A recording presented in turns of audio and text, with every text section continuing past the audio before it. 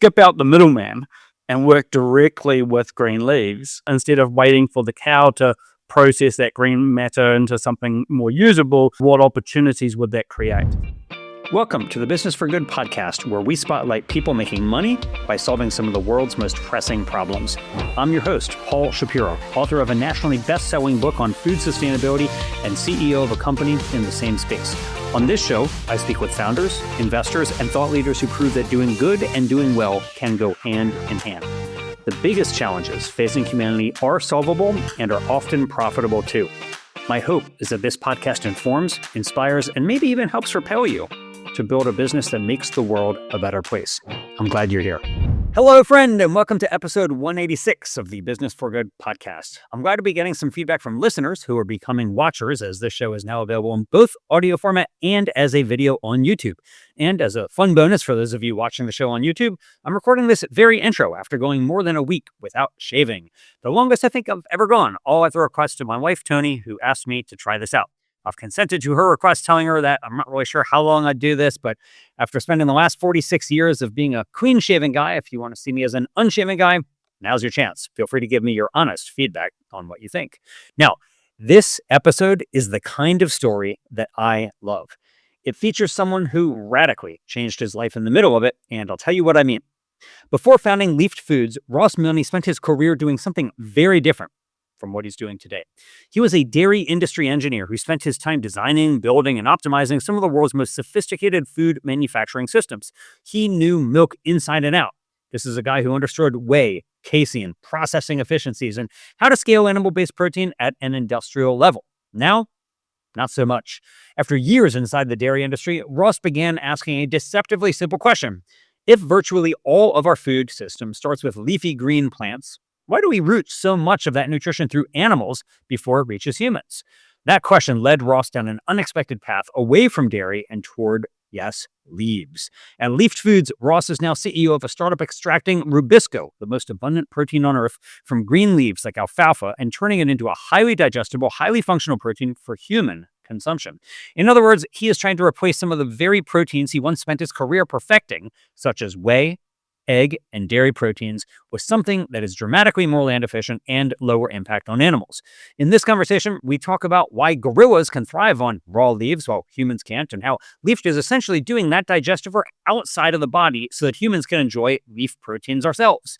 We explore why leaf protein might become a fourth pillar in the global food system alongside meat, dairy, and seed-based proteins like legumes. They are, yes, seeds.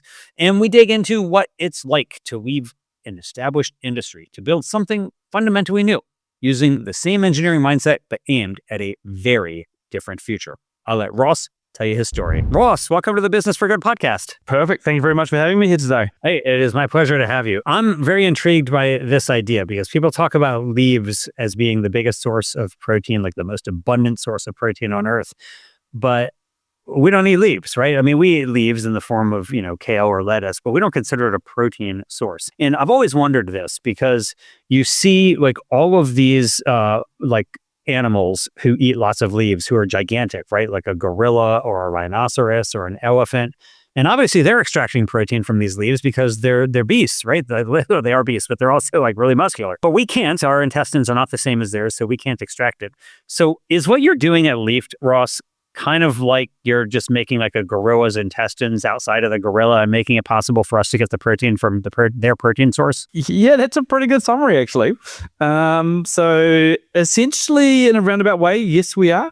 There's a large amount of really high quality protein that's sitting inside those green leaves. And what we're doing is figuring out how to open up those plant cells, open up the chloroplast, let the soluble protein, which is the protein that's interesting for humans, for monogastrics, let that soluble protein come out and then go through a series of processes which are isolating that protein so we can use it in food. So, short answer, yes. Okay.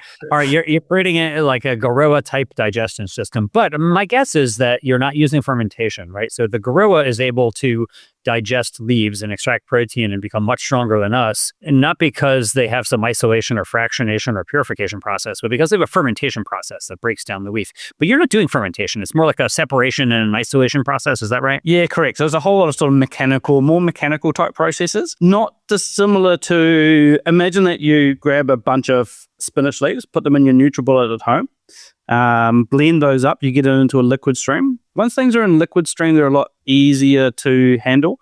And then we just run through a series of, as you said, a series of fractionation processes that we can separate out the different parts. So we can separate out the protein, put that in one direction, take the fiber, put it in another direction, the carbohydrates. So we're trying to get those basic building blocks and separate them out so we can use them for different types of foods or to go into different downstream processes. And our focus is really on isolating out that protein portion for human consumption. All right.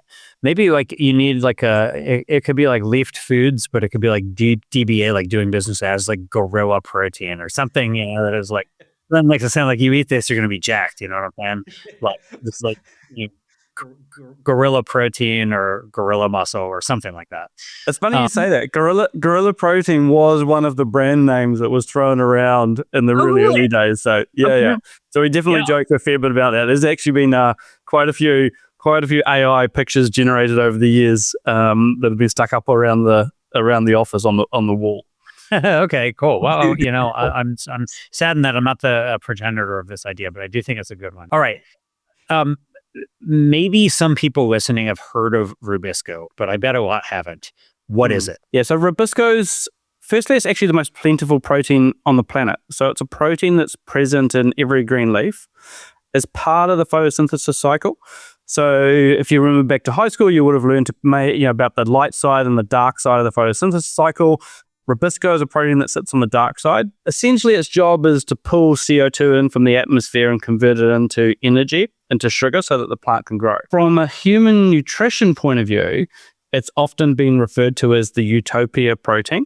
So it's this protein that has an amazing essential amino acid profile and is highly digestible in the human gastric system. And so that makes it incredibly interesting. There's been a lot of research into it. Since probably the 1940s, people have hypothesized about this protein. It's used in the food industry. It's used for human nutrition. The big challenge has been how to isolate it, how to get it out of those green leaves. And that's quite a complex process. There's a lot of sort of enzymatic reactions that start to take place when you open up those plant cells. So maybe think about it in terms of when you bite into an apple, you get that polyphenol oxidase, you get that browning of the apple. It happens really quickly, happens within a minute or two. And that browning is actually an enzymatic reaction. The same thing happens when you take green leaves and you tear them apart. You allow all of these enzymatic reactions to start to take place. And because this is a really highly soluble protein, it's also quite susceptible to many of those reactions. And so as soon as you do that, you're sort of in this race against time to separate out the protein before those mostly detrimental reactions start to take place. They're sort of the same kind of reactions that take place when those plants start to decompose. So that's the challenge. That's the job to do. Interesting. I have eaten a few times the Arctic apple. Have you heard of this, Ross? This is it's like the bioengineered apple that doesn't brown. Like they've gene edited the apple, I think, in order to not brown when you can cut it up and leave it on the counter for hours. Would that help this process? Like, would bioengineering some plant to produce leaves where that didn't happen, would that actually be beneficial for you? Probably would. Yes. Like this is a non-GMO process, so we don't make any modifications to the plant. So we're working with our raw material is a plant called Alfalfa. It's grown pretty widely in the agricultural system, and that's our starting point. It is an interesting question. Actually, before we even get to that point of making those kind of modifications, there's a lot of work to be done just to understand the raw material, understand those fractionation processes. So we don't need to is the answer. And so that's the path that we have taken.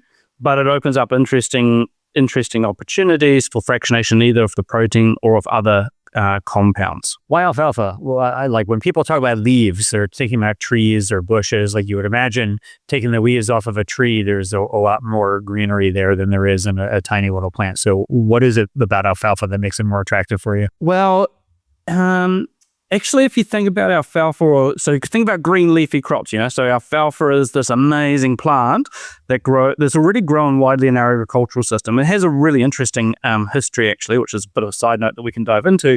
But when we think about how much food you can produce per hectare of land, there are a number of sort of green leafy plants that we could work with. Alfalfa always stands out as one of the best.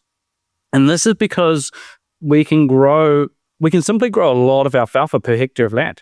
We can grow about, 18,000 kgs of dry matter per hectare of land. We can grow about 5,700 kgs of protein per hectare of land with that alfalfa system. It sounds impressive, but I would imagine that most people would have no idea what that means compared to, let's say, growing soybeans or any other proteinaceous crop, right? So if you think about compare it to dairy system, right? If you think about a dairy system, because when we think about dairy, we think about it being a pretty highly efficient system. As a comparison, it does about 1,200 kgs of dry matter and about 500 kgs of protein. So there's 5,700 per hectare of land compared to 500. That's the difference. This is a step change in efficiency per hectare of land, per land area. And that is the really transformational aspect of this, of really high quality protein. There's another couple of cool things about alfalfa. So it's actually a legume, which means that it fixes its own nitrogen, so we don't require nitrogen fertilizer. It has a really deep taproot. So in areas where it's quite dry and arid up on the top of soil, but there's water further down, then this is an amazing plant to work with, because that taproot can go down and find water. We've got alfalfa that's been planted for only about a year and a half now, and it already has a taproot that's 2 or 3 meters deep, which is quite incredible. Is this a perennial or an annual? Like, are you having That's a perennial. That's probably the coolest aspect, right? We're talking about a perennial. So you plant it, stays in the ground. You don't require cultivation each year. You're not turning over that soil. You're not losing soil carbon. And so you just can't almost think about it. Maybe not quite the right analogy, but think about it mowing your lawns. It grows out. We come along, we harvest it. It grows again. We're harvesting it about 8 times a year, and we're harvesting it in that really sort of lush vegetative growth stage. And that's where there is a large amount of this Rubisco protein per kg of plant matter. So that's where that plant is really maximizing its photosynthesis. It's going, right, I need to get as much energy as possible. I'm trying to grow quickly. That's when we harvest it. And are you actually growing these? Like, is Leaft growing it, or are you just purchasing alfalfa from farmers who grow it? We just work with growers. So there's a lot of growers that have grown alfalfa. It has previously been grown to feed into livestock. And so there's a huge amount of understanding and experience in sort of how do you grow that plant? How do you manage it? How do you optimize it? How do you make sure that it comes away as good as it can, etc. And so that experience is sort of decades of experience that sits with our growers. So we work with the best growers here in Canterbury, which is where we're based, and we then they're obviously selling that material to us. Okay. And so you get that material, right? You get the dried alfalfa. You're going to fractionate it. You're going to isolate that Rubisco protein out of there, which I presume is where your technological moat stands, right? Like getting it out in a way that it still makes it easily utilized by a human intestinal system. But what do you do with it? You have protein. Is the goal of it? You said, hey, it's more efficient than dairy. I'd love to know, is it compared to maybe soybeans, is it more efficient than that? But also, yes. What do you do with it? Well, you have a protein. Are you putting it in? Is it designed to replace whey protein in a smoothie? Are you looking to make plant-based meat with it? Is it like, what is this protein actually intended to do? All of that and more. So, and maybe it's more efficient than soy as well. There's an interesting, there's two aspects to this business.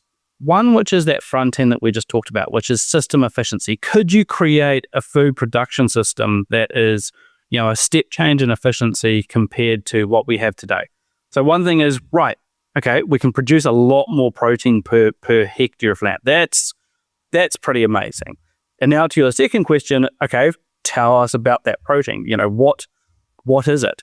And maybe one of the most exciting things for us in this journey is that we've got a protein which happens to be a plant protein, but from a performance point of view, if we talk about nutrition, it's actually beating everything else that we have in the food industry today. And I'm talking about animal proteins and plant proteins.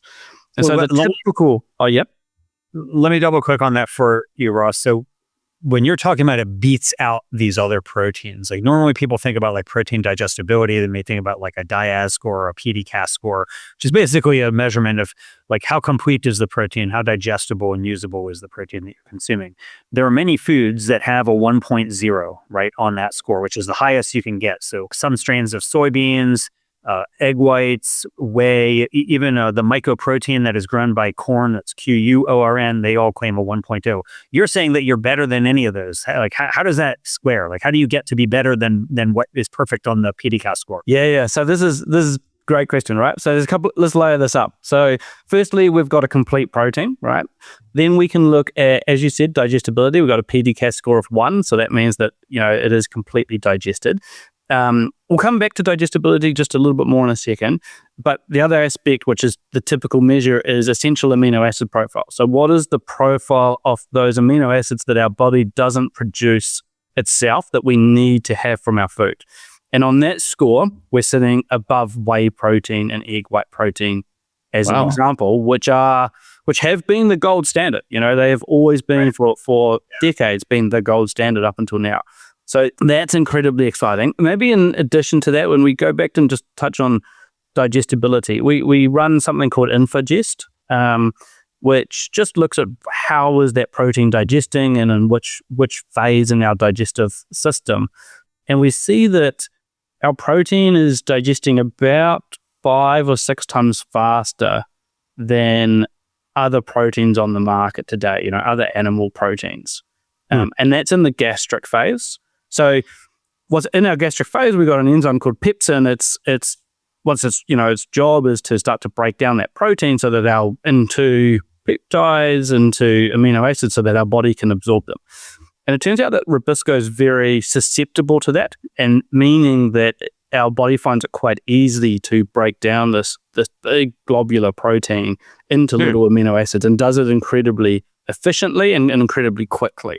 And so we can start to think about what does that mean in an application, such as performance sports. If you're able to break down those proteins and get them into your bloodstream faster, that clearly offers some advantages in terms of repairing and building muscle. Interesting. So I don't know anything about the speed of protein digestion. I know a little bit about the speed of carbohydrate digestion, which I know we want to be slower, right? You don't want a massive, rapid spike from like refined carbohydrates, is that it has a negative glycemic impact. But you're saying rapid digestion of protein is actually favorable. You don't want a slow and sustained digestion. You want it rapid. That's what you're saying. Yeah, that's what I'm saying. And these things are always dependent on application. With our consumer product, we're really targeting, kickstarting the day, having one of these products when you wake up in the morning, and actually using protein before and during exercise. So quite often protein is reserved for after exercise. So what happens if you have the ability from a format point of view to start to include protein before a training session? Can you trigger muscle protein synthesis, which is the building of muscle tissue? Can you trigger that much, much earlier? And take advantage of that window, which is typically called like a dead zone, where you would be not building any muscle. And so that's the unique opportunities that we could start to explore and think about when we use Rubisco protein as the starting point. Okay, really interesting. Yeah, I know for people who lift weights, they want to consume protein shortly thereafter because there's this belief there's like an anabolic window, and if you don't get protein within that window, you may be losing out on some gains. How true that is, I don't know. I think modern methods may suggest otherwise. I don't know that to be true, but it may be true. But you're saying you want to actually get some of this Rubisco protein in you beforehand. That's interesting. So you're making a case, Ross, that the protein is good for people who are like real serious athletes who don't want to miss out on any muscle hypertrophy at all. But I'm presuming that you're viewing this as more than just a protein supplement for athletes, right? Like you're thinking about this much wider. You said it's much more than what I was suggesting. Okay. So what else is it? Like, so you might have something that's way more efficient, way more sustainable than whey protein, which is typically what like muscle building athletes use. But you're saying it's not just a whey protein replacement. What else is it doing? So if we think about the food industry, there's applications where we're just focused on nutrition, and then actually many of the applications in our food industry for protein is actually to enable a texture or a certain characteristic. So if we think about, you were touching on egg white or eggs, right? So their job inside bakery is actually to create structure, right? They have the ability to whip, to aerate, and then upon baking, they hold that structure, and that's what gives us our nice fluffy pound cakes, for example, or going into a pavlova. And so what the other aspect of Rubisco is when it's sitting inside, if we go all the way back to the start, right? Inside that plant cell, inside the chloroplast, it is a protein that has a job. It's a big globular protein that's sitting in a soluble state. And that starting point actually means that it sort of acts and looks very much like an animal protein. And these are these animal proteins that typically allow us to form structure. So the example there of egg into baked goods, or think about milk proteins making, a yogurt or a cheese. And so Rubisco exhibits many of those properties as well. It's a highly, highly functional. And in this sentence, when we say functional, we're meaning food functionality. So we're saying when you apply heat to it, it has the ability to form a gel type structure, which generates texture into a yogurt, for example. When we put it into a milk and whip it or aerate it, it causes a lot of foam. It foams a little bit like egg white foams. So we can make a plant-based milk that has amazing foam characteristics from a foam density, but a sheer amount of foam, either into a milk going into a coffee or even in a cold foaming application like a Frappuccino at a Starbucks. And so this is actually how proteins become more mainstream across the food industry, is their ability to cause textural change in various applications. So this is a protein at the end of the day that we're going to see down the bakery aisle, down the dairy aisle. Very cool. In binding agents in meats, for example. And so that's what allows us to really scale. And so that's the kind of build on top of amazing nutrition, then it's this functionality piece. How interesting. It makes me wonder, Ross, why you're doing this. So if you look at the CEOs of a lot of the like so-called sustainable protein companies, a lot of them are vegans, they're environmental activists, and they're like, oh, I want to find some way to replace egg proteins and dairy proteins and meat proteins.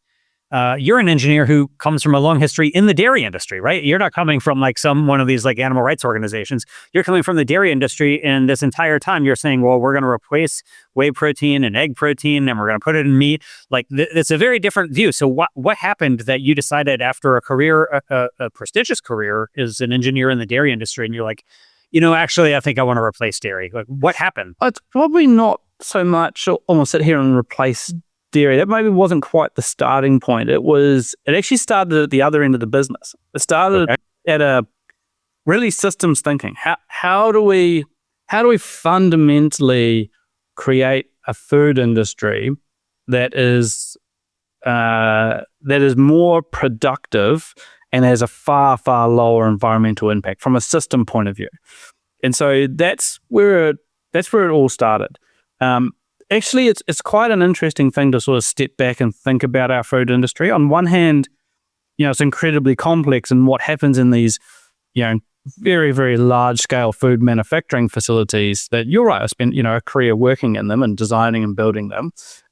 It is really, really complex. But if you take it back to a raw material, our food industry is actually very simple. We grow green leafy crops. We either feed those green leafy crops to an animal, to a cow, and that cow produces, either milk or meat. The other option is that you let that green leafy crop grow out and go to seed. Those seeds are then harvested, those seeds are milled, and you get, your soy protein, pea, fava, etc., and the carbohydrates fraction that comes from that and the oil fraction. And so actually from a raw material point of view, it's really simple. And if we want to, there's lots of talk really around how do we change our food production system, and and why do we want to do that? We want to do that because we've got a growing population, and many of our current approaches have a massive environmental impact. And so the question becomes, from you're right to call me out as an engineer, from an engineering point of view or a systems thinker point of view, well, that's the bottleneck. What would it look like if you changed the raw material, and what would you have to believe or achieve when doing that?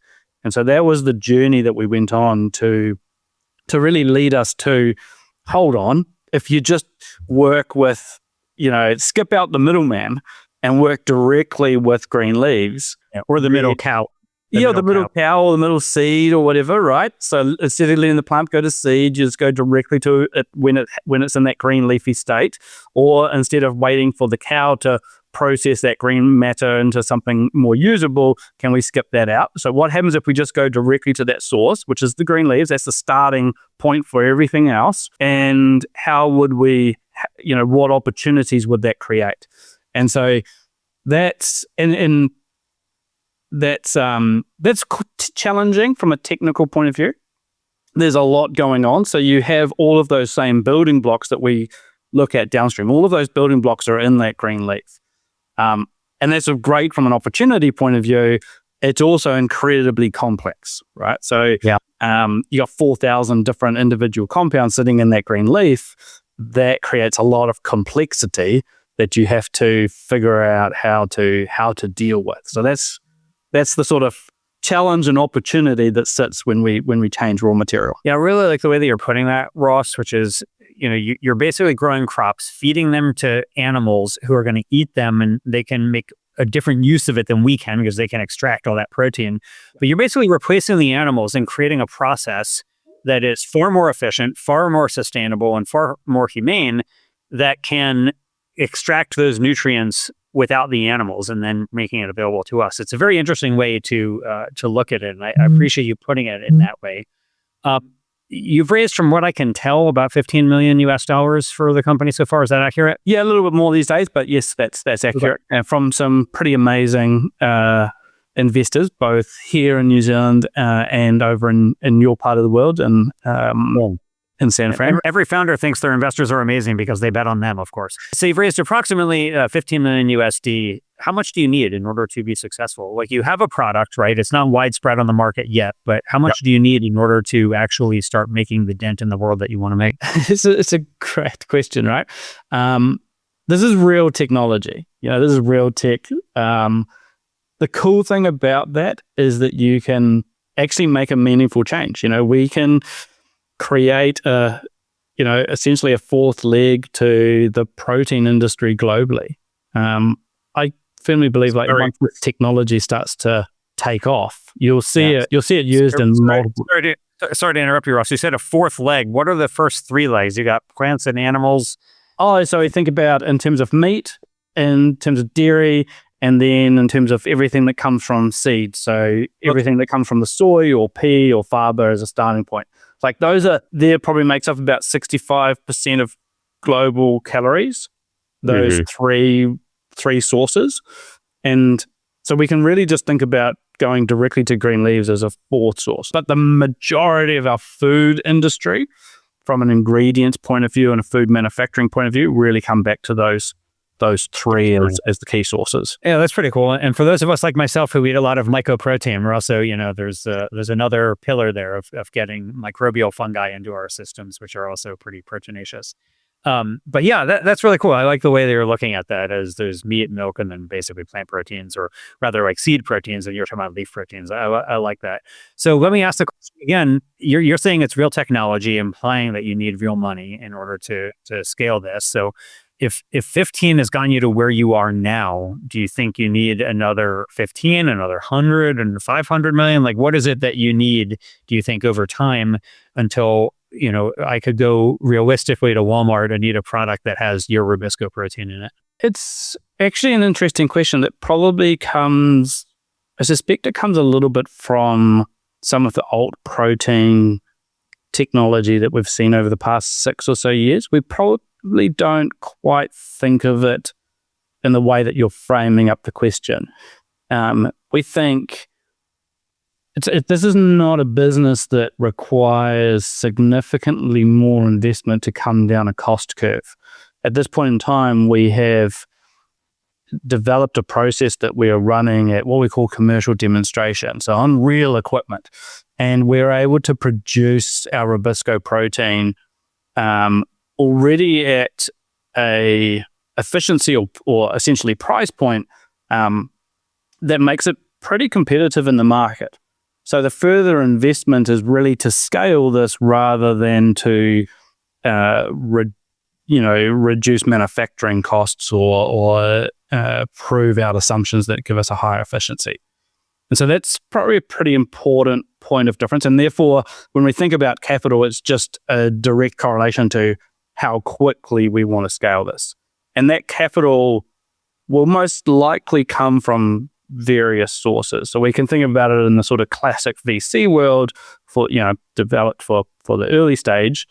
I suspect that it quite quickly shifts to other forms of capital from either existing food manufacturing businesses where we can either utilize, their capital or their processing facilities, or just other forms of capital in terms of, debt and the like. So right. It's probably more of a question of how quickly we should scale this rather than how much money is required to scale it. I'm imagining that this is considered a novel food by many in many countries. You're nodding your head correctly. Do you have generally recognized a safe status in the US? Have you achieved regulatory approval in a variety of jurisdictions already? Yeah. So for our consumer product, so we've got a couple of things going on. We talked about the ingredients and we're talking about a consumer product, and I'm sort of flipping between them quite freely. The consumer product is really our first example of this protein and what it can do from a nutrition point of view. So that's the Leaf Blade product. You can actually buy that product in the US, so it's for sale. So yes, we do have FDA grass there in the US and are selling that product. It's available from purchase on your website. Can you get it on Amazon? How do you get it? Directly on our website. So it's pretty early stage. So yeah, if you just go to leafblade.com, you can buy a subscription there and you can be among some of the first people in the world to be trying Rubisco, trying this protein. And I just want to make sure for listeners, when Ross says Leaf Blade, there's a T at the end of leaf. So it's correct. It's not leafblade.com, it's leaftblade.com. Correct. Check out our Instagram as well. And this is a really exciting proposition in terms of, that product is developed to exemplify nutrition. Like if you care about nutrition, this is the product that you should be buying. And we can expand on that in just a moment if you like. So that's happening on that side. You can also buy that product here in New Zealand. And so those are the two markets that we're operating in at the moment, really just getting going with this. That product is, to be honest, realistically only been available in the US market since just before Christmas. We had a few samples up there earlier last year, but now we have some meaningful volumes. So you can buy that product in those markets, and then we're following through with our ingredient. You would have seen maybe in the media that we announced a partnership in the Japanese market. This is our ingredient, our more purified white Rubisco protein, which is highly functional, going into the bakery category, among others in the Japanese market. We're working pretty hard in the US market on that front at the moment, and then closer to home as well. And so we've got these two things going on which are actually very complementary to each other. The consumer product making this protein available, and the ingredient product enabling us to work with other categories with other food formulators to bring them many of the benefits that we've talked about. Very cool. Yeah, I did see, we'll link in the show notes for this episode at businessforgoodpodcast.com, both how you can buy it in the US and also your Japanese partnership, which is very exciting. It must be a wonderful feeling after, I believe you've been at it for 7 years now, to be bringing it and have your creation actually entering human intestines and building muscle for them like it's gorilla muscle. So congratulations on that, Ross. And I would imagine, both as an engineer and as somebody who's been a CEO of a startup now for the better part of a decade, you have a lot of ideas about other things that people could do, maybe to build a more sustainable food system, or maybe something else that's unrelated. I don't know. But if somebody's listening to you, Ross, and they're thinking, oh, I really think this is cool, I admire what Ross is doing, maybe I should do something and start my own company. Is there an idea that you have? Anything that while you're doing Leaft that you hope some listener will do? Yeah, for sure. I mean, there's a pretty long list of ideas that gets bantered around on whiteboards from time to time. Maybe I'll give one quite close to home, because it's quite challenging to kind of quickly state a whole lot of ideas that sit tangential. But we touched on something here, which is, if we think about green leaves, there's 4,000 roundabout individual compounds sitting inside those green leaves. We've spent the majority of this call talking about just one protein called Rubisco. We haven't explored any of those other opportunities, and actually globally there's been relatively little amount of research into how would we best utilize those other compounds. And these are things like, all the way from pigments. There's a plethora of pigments there, and how they might be utilized either in the food industry or in other industries. Dietary fiber. We have large amounts of dietary fiber inside those leaves that could be used directly for human nutrition. We've got a lot of bioactive peptides that sort of merge into the pharmaceutical industry or wellness industry. And so that is a lot of things which might sound kind of very, very close to Leaft, and in many ways it is. But it probably just speaks to the amount of opportunity and the fact that, as one company, we're focused on one aspect. I'd love to see other companies that are looking at some of the co-products that we produce and how to extract or generate further value from those co-products. I think there's just so much excitement and opportunity in the space right now for somebody to jump into. So the future is leaves, according to Ross Milne here. Yeah, I think so. Yeah. I while you were talking, I had an idea for if you ever do a CPG brand, not the blade, but the protein powder. Instead of leafy greens, you call it leafy gains. And that would be, you show some bodybuilder, or maybe even a gorilla, eating a bunch of leaves or something, and with their arm like Popeye eating spinach, So leafy gains. Popeye could be our ambassador. We joke about that a fair bit. That'd be pretty good. I like your gorilla idea. We can maybe go into some more detail over a beer one day on that one. I can't wait. And I'll tell you, if you create, or if somebody using your ingredient creates leafy gains, I'll be the first customer, I promise you. Finally, Ross, I imagine, as somebody who's been at this for some time like you have, that there have been a number of resources that have been beneficial for you. Is there anything you'd recommend that other people check out that might be beneficial for them if they're thinking about trying to implement some cool idea in the world also? Probably one that sticks out for me. Anybody that's worked with me will sort of know this. One of my big things is around velocity, particularly in teams. And you said something interesting. You've been at this for a while. You've been at this for nearly 7 years, and that's true. But I would argue what we've achieved in that time is sort of similar to what it took the dairy industry 20 years to figure out how to generate highly functional proteins such as whey protein isolate out of milk. So in that regard, I say we work incredibly quickly, but it's always something that I'm focused on. How do you get teams to work faster and faster? How do you measure velocity, and how do you increase that velocity? So there's one book that stands out that is sort of can actually be read by anybody, whether it's a startup or not, which is Scrum by Jeff Sutherland. It's probably 15 years ago that I read this book, but I still go back to it and used, at least on a daily or weekly basis, I used key things out of there that I learned. I'll have to check it out. We'll link to that book, Scrum, by Jeffrey Sutherland, on the show notes for this episode at businessforgoodpodcast.com.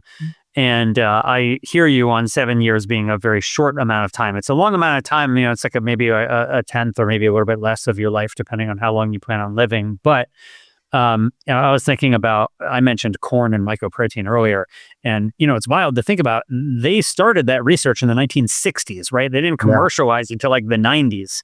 Yeah. And so, it's like this overnight success story that was like 3 decades of R&D before they ever made any money from it. So, yes, good ideas, especially that are involve a lot of technology, take a lot of time.